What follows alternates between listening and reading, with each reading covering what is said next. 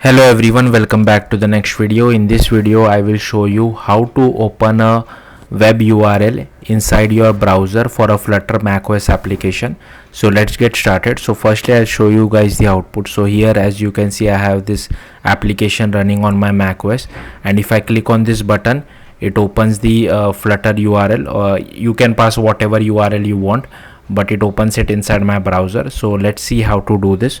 So first, as usual, I have created one Flutter application, and inside main.dart I have just refactored this home page widget. So it is a stateful widget. Here I have created a method channel called open web platform, and here I have created one method called open web, which is called from this particular text button, as you can see over here.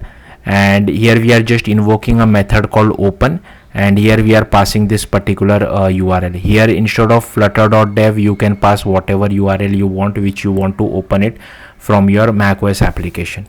Next, you will have to open the XE workspace of macOS inside Xcode. I have already done that. And here, as you can see, firstly, only thing is you will have to open main Flutter window, and here inside this awake from nib method, you have to create this method channel. So this name should match what you have over here.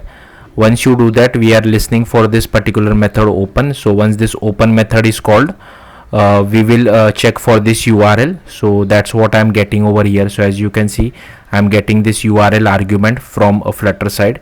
Once the URL is proper, if it is not proper, we are returning back. If it is proper, then we are making use of ns workspace.shared, and we are just calling open URL.